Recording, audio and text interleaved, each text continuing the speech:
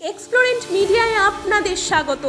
বিনোদন দুনিয়ার স্পটলাইট থেকে হারিয়ে যাওয়া সংস্কৃতি, বক্স অফিস থেকে সেলেব লাইফস্টাইল, গসিপ নয়, সঠিক খবর এবার দেব আমরা।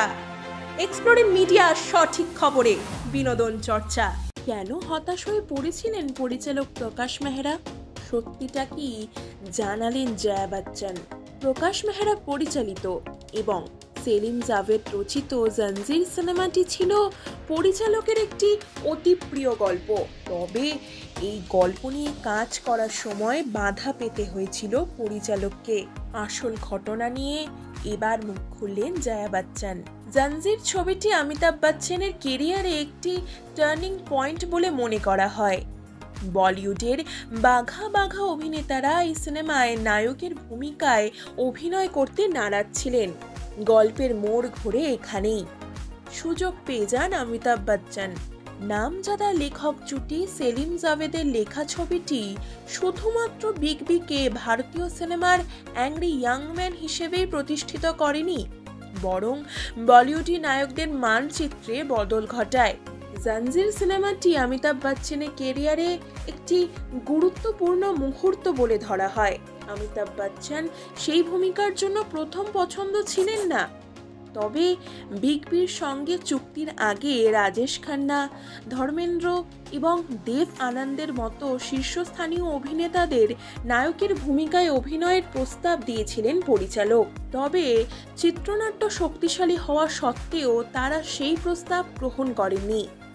মেহরা হতাশ হয়ে পড়েন এবং নিজেকে প্রমাণ করার প্রতিজ্ঞা নেন।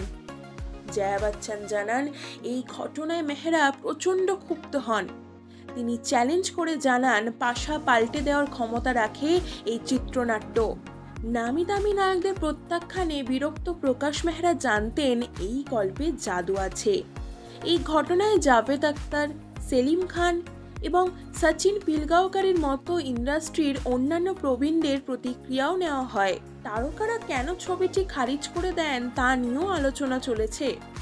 সচিন পিলগাঁওকর জানান যে দেব আনন্দ ভূমিকাটি প্রত্যাখ্যান করেছিলেন কারণ স্ক্রিপ্টে প্রধান চরিত্র বিজয়ের জন্য কোনো গান ছিল না। দেব আনন্দ, যিনি সিনেমায় রোম্যান্স এবং হিট গানের জন্য বিখ্যাত ছিলেন, গান ছাড়া একটিও ছবিতে নিজেকে কল্পনা করতে পারেননি দেব সাহেব। এই কারণেই তিনি চিত্রনাট্য শোনার পর তা বাতিল করেছিলেন। কারণ হিসেবে ভেবেছিলেন শ্রোতারা গান ছাড়া দেব আনন্দকে গ্রহণ করবেন না। এই সময় প্রকাশ মেহরা এমন একজন অভিনেতার সন্ধান করছিলেন যিনি তার দৃষ্টিভঙ্গিকে জীবন্ত করে তুলতে পারেন। আর এই সময়ই জাভেদ আখতার এবং সেলিম খান বোম্বে টু গোয়া সিনেমার একটি অ্যাকশন দৃশ্যে অমিতাভ বচ্চনকে দেখেন এবং অনুভব করেন যে তিনি এই ভূমিকার জন্য উপযুক্ত। সেই সময় বচ্চন তার কেরিয়ারে সর্বোচ্চ সংগ্রাম করছিলেন। তার প্রায় সব ছবি ফ্লপ এবং তার সাথে কাজ করতে কোনো অভিনেত্রী রাজি ছিলেন না।